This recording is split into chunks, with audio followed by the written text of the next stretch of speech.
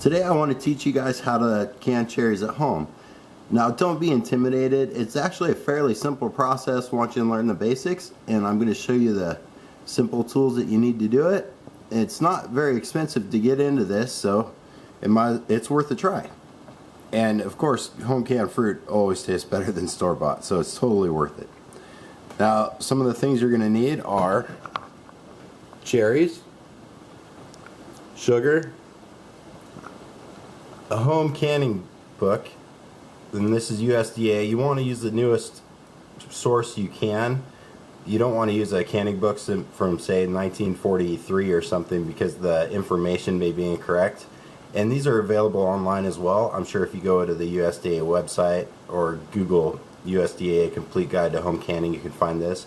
You can also get information from your local extension office, from your state university. Like here in Oregon, we have Oregon State University Extension Office, and they have free pamphlets and stuff for home canning. We have a water bath canning kettle here with a rack. It also has a lid. You're going to need canning jar lids and rings, some empty canning jars. These are full, but they were empty. Some measuring cups, a kettle that can hold about 10 or 12 cups with a ladle. Canning funnel is nice. It's not a necessity, but it's nice to have. And a colander. So let's get started. The first step to canning cherries is to remove the stems and sort through them to make sure that there's no rotten cherries or that there's no mold on them and stuff like that. Now it's okay if there's a little rub mark from a branch, so like right there. That's okay, but you don't want any obviously rotten cherries. And you just remove the stems, put them in the colander, and then rinse them off really well under cool water. Okay, so now that we have these cherries destemmed, we rinsed them off and we sorted them out to make sure we got rid of any rotten or moldy ones. We're going to go ahead and start making our syrup. Now on this batch of cherries we want to do the medium syrup because we have some that aren't quite ripe, so that little bit of extra sugar will help with the flavor to sweeten it up. Now normally I just do light syrup and it works really well, but in this case, since not all the fruit is ripe, we're going to go ahead and do the medium. And as you can see, we want to do the 7-quart load here, and we're just going to come down the chart. So we want 8 1/4 cups of water and 3 3/4 cups sugar, and we're just going to put that in a pot and turn it on like medium low or medium heat, and so that the sugar will dissolve in the water. And while we're doing that, we're going to pack the cherries into the jars and prepare them to fill it up with the syrup once they're packed in. Alright, so I've got my 8 1/4 cups of water in here and my 3 3/4 cups of sugar, and so I've got this ladle here to stir it, and this is also what we're going to use to spoon the syrup into the jars with when we're ready. So I'm just going to go ahead and put this on medium low and let it warm up while I'm packing the cherries. Alright, when you're packing the jars, it's handy to have a canning funnel like this, and we're going to show you a little trick. A lot of fruits, when you dump them in, there's a lot of airspace in between them. So you go ahead and you put in as many as will fit, and then you pack them down. So if you can tell, we went from like an inch of head space, which was up here, down to like 2 1/4 inches of head space. So now you can fit in more cherries, so you get more into the jar, and that kind of lowers your overhead because you're using less jars and less lids, and you're getting more cherries canned. So as you can see, now we have all 7 of our quart jars filled with cherries, and we packed them down just like we showed you and topped them off. And now is a good time to fill up your water bath. And on this, the sun's kind of in the way, but what you want is you want enough water so that when the jars are lowered down into it, that it will cover the jars by at least an inch over the top of water. And this is a pretty good amount of water that's in there, so it takes it a while to heat up. So what we're going to do now is we're going to go ahead and turn this burner on high so that water heats up while we're adding the syrup to our jars, and that way when the jars are about full of syrup, this will be pretty close to ready to start canning.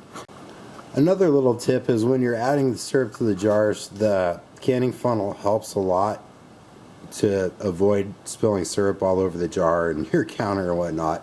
And then lining them up, see how we've got them all in a row? There's a reason for that. We're going to start over here and we're going to ladle syrup into the jars, and since they're all in a row, there's less chance that we're going to make a big mess all over and that it'll all be contained in this small area. Now our book, which is from Oregon State University Extension Office, says that when you're canning cherries you want a 1/2 inch of headspace, and I'm going to show you how to do that. So I've got my syrup here, it's well stirred up, the sugar's dissolved, and I'm just going to ladle some in there. Now the headspace thing is kind of confusing sometimes because it's not like the jars are marked exactly where a 1/2 inch is, but I'm going to show you how to gauge it just by sight.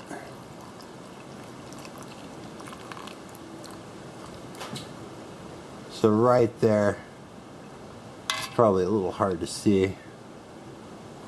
Take the funnel out.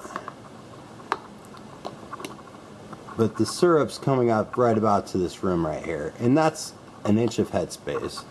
And that's, you can pretty well guarantee that on any canning jar, that rim's 1 inch of headspace.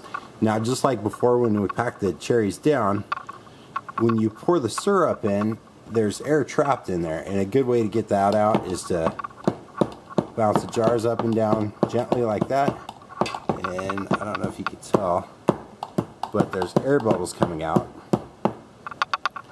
And now the syrup is below that rim as opposed to where it was up here. So you can tell we definitely got some air out on that. And that helps when your cherries are all canned. If you don't do that, and if you don't pack these jars all the way full of cherries, you'll end up with a whole bunch of headspace. Instead of having the 1/2 inch like you should, you'll end up with like 1 inch or 2, and it's just fine. You can still eat them, but you've wasted that much jar space and it doesn't look quite right. So this is a good trick to know, is to get that air out of there by bumping them up and down on the counter. So we're going to go ahead and top that off with syrup now, and then we'll fill up the rest of our jars. And there we go. So that right there should be just about 1/2 inch of headspace. So we're halfway between the very top of the jar and that little rim right there. So I'm going to go ahead and top off the rest of these, then we'll put some lids on and I'll show you how to can them.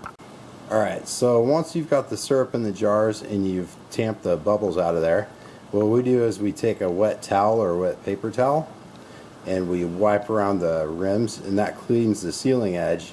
You want to inspect that too for chips, and if there's part of a steel stuck on there, you don't want that on there. And we go ahead and place the lid on and make sure it's centered.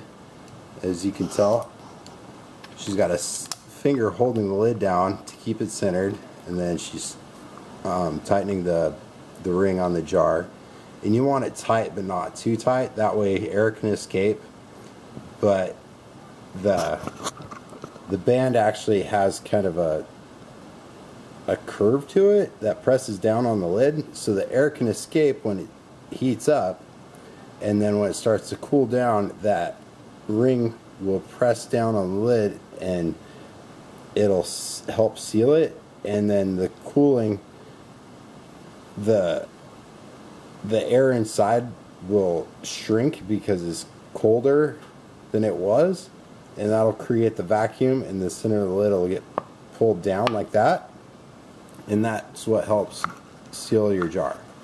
So you want that sealing surface clean, and you want the ring tight but not overly tight. If you overly tighten it, what happens is when it heats up in the canner and nothing can escape, the air can't escape, and the liquid and the air in there is expanding, you can actually cause the jar to explode because it gets too much pressure in there.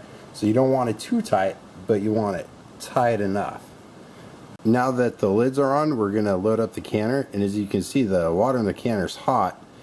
Now if your syrup is cold and your jar is cold, that could be a bad thing because the difference in temperature can make the glass break.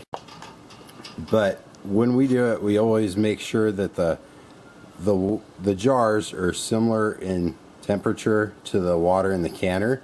That way when you put the jars in, it doesn't shock them and break the glass. So now that we've got them all in, we're going to go ahead and lower it into the canner.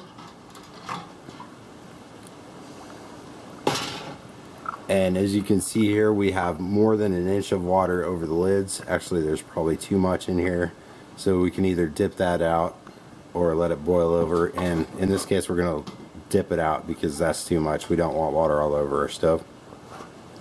Then we're going to turn the burner on high so that it comes to the boil and place the lid on it. And then after it comes to boil, we're going to turn the burner down. Now on our stove, it goes from 1 to 10 on the temperature settings, and about 6.5 keeps it at a boil, but it's not like a rolling boil, it's just a kind of a slow boil, and that's what we want when we're canning.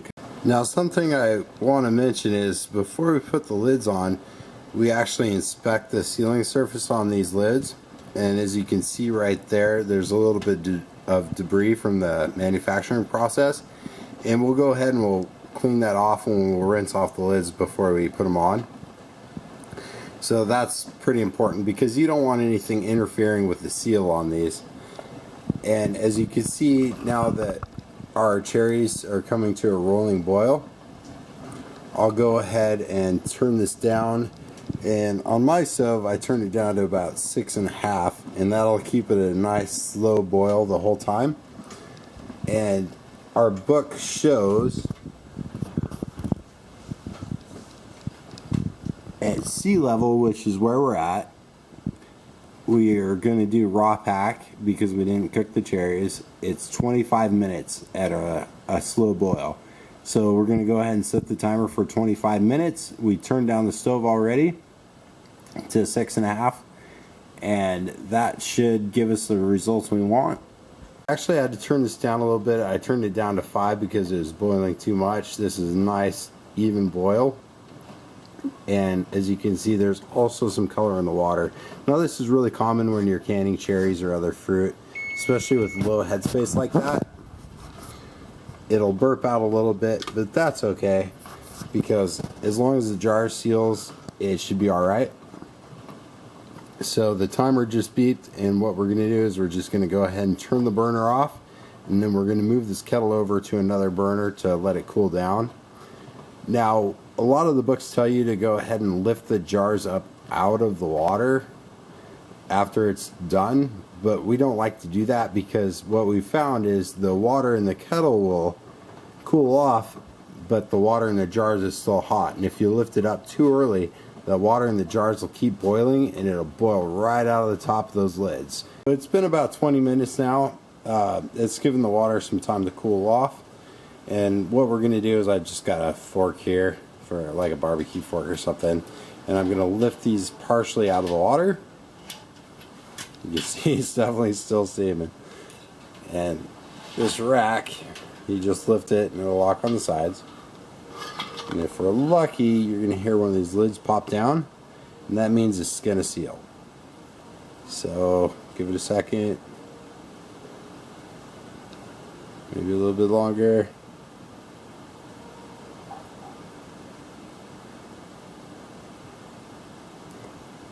Alright, so hopefully it'll seal soon. I really want to show you guys this.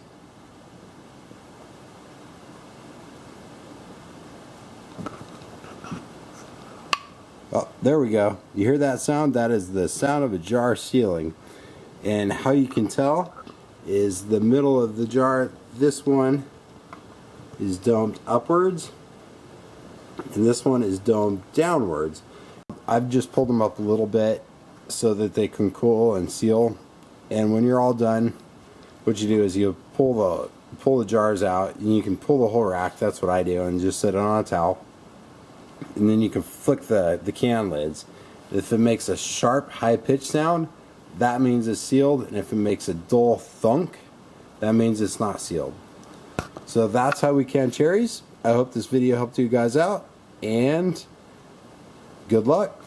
And of course, follow the directions in a book. I always recommend looking on the internet. Oh, there's another one, sealing, and finding the instructions from your local extension office. If you can't find them there, I know Oregon State University's extension office has directions online, and it's a fantastic resource. And since it's an extension office and it's through the state university, it's tried and true, and you always want to be safe. If these don't seal, you want to let them cool off and put them in the fridge immediately and go ahead and eat those. You don't want to just let them sit out, because you don't want to have to worry about botulism or anything like that. So if they don't seal, just let them cool off and then go ahead and put them in the fridge. So I hope this helped you guys out, and happy canning.